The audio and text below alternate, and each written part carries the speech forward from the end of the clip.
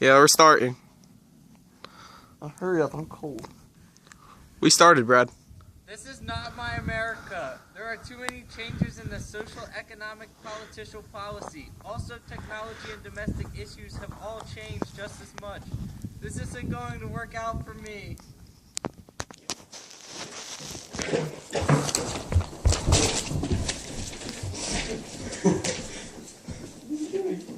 Mr. Fitz, you make a very good point about this not being your America. There's been a lot of change been going on since your image of America started to shape around 1865.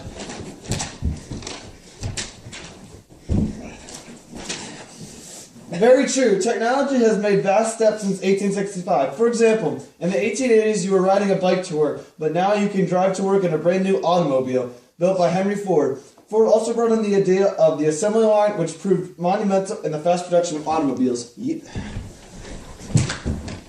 And when you get home from your job, unlike in the 1860s, you can go home and wash your dishes in a dishwasher.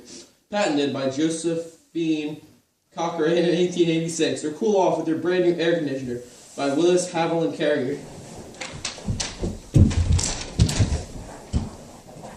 Also, another huge technology step was the first radio broadcast by the KDKA in Pittsburgh to tell 1,000 listeners that Warren Harding beat James Cox in the presidential election race. The radio...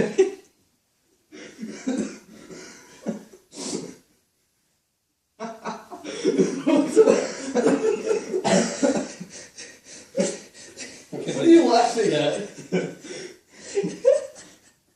It's because it said James Cox. No. You say KDK, I'm like, the KKK. The radio can be compared to the telegraph as both for huge technological steps. It's a long distance communication. And mass here, and mass here, and mass here. And mass here. Go. Motion picture is also brand new with the emergence of actors like Gary Cooper, Charlie Chaplin, and John Barrymore. These men could almost be compared to the generals like George Washington and Benedict Arnold. Although the people did different things to affect America, all above were basically the celebrities of the respective times. Although known for different reasons, everyone knew who they were.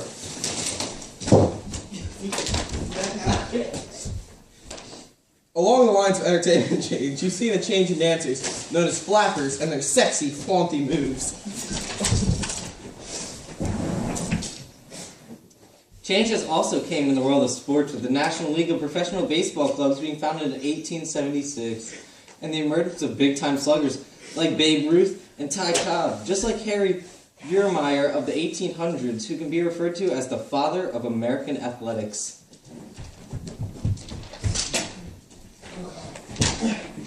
Change has also come in the form of musical entertainment. The Harlem Renaissance is in full effect as we speak due to the great migration of many African Americans from the south to the north.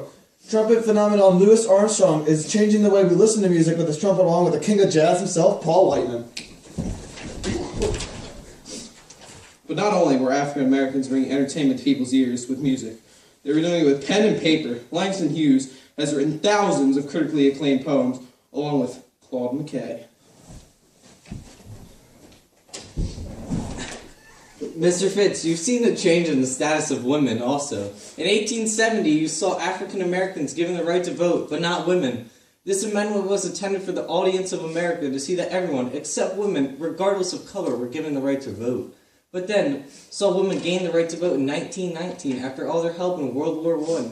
This can be seen as a historical document of the 19th Amendment, which was also intended for the audience of America. In historical contents, anyone can vote, and Congress has the power to do so.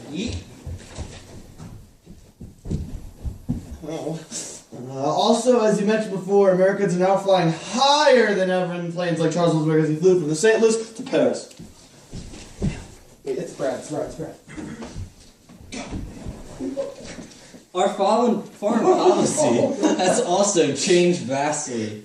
George Washington, from the beginning, told the country to stay out of foreign affairs, and we did for the most part, until 1893, when the country began getting involved in the Spanish-American War, World War I, and the conflict in the Philippines. Our justification to the involvement and the help for Cuba can be seen as the historical document of William McKinley's message to Congress April 11, 1898. As said by McKinley, it was our duty to protect the Cubans and help them gain their independence. McKinley was trying to explain to his audience, Congress, that if we don't help foreign power, Spain will be our doorstep. On our doorstep. But the change existed in foreign policy because this time we were never involved as a country.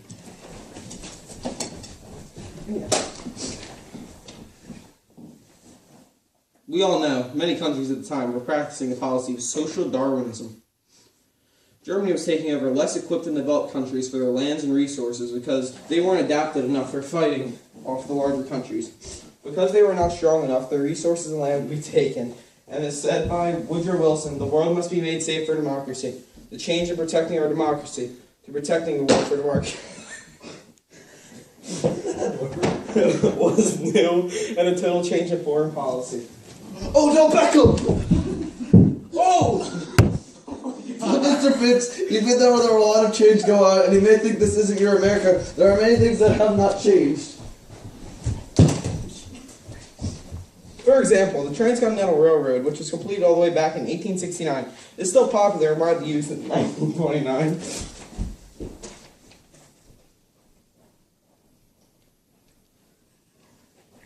Change has not come to the railroad, and people still ride trains even with automobiles soaking up every street. I missed.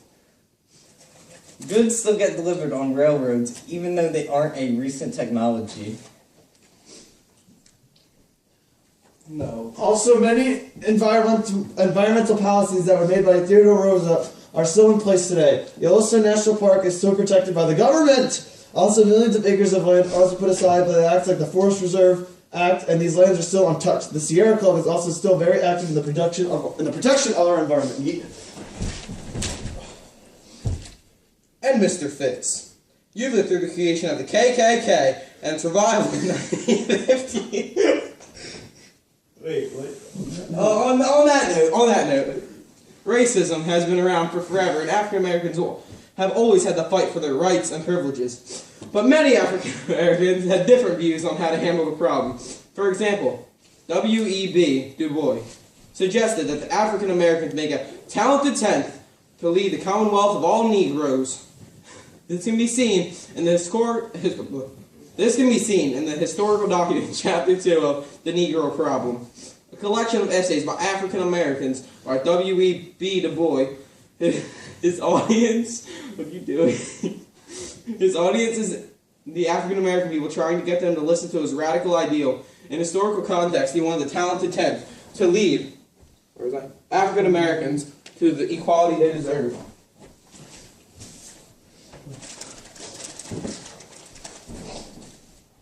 Alexander Graham Bell's telegram is still in use, even though that idea was patented in 1876.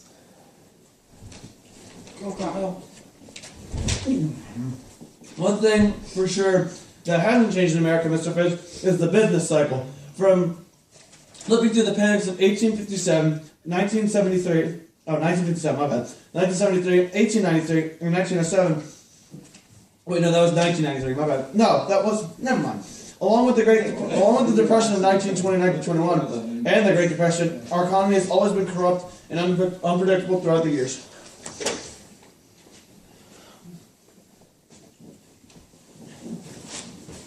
We, as a country, have always been making technological advances, not just during the 1920s.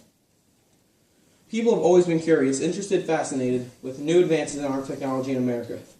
Always trying to make things simpler, more efficient, and easier to do work. Samuel Morse invented telegraph and Morse code in the 1830s and 40s. Eli Whitney patented the cotton gin in 1794, and the steamboat in 1791 by John Fitch. Views on religion have also stayed the same over the years, which is evident in the Scopes monkey trial. People have always stuck to the religion for history of creation, including the courts as they ruled against John Scopes of violating the Butler Act. Violating the butt. So you see, Mr. Fitz, Even though a lot of social, economic, political policies along with technology and domestic issues, most of these things remain the same. This is still your America, as although there have been a push for change, many things remain the same. Now go get down from that ledge and talk about John Brown. John Brown! Alright, we gotta pause the video.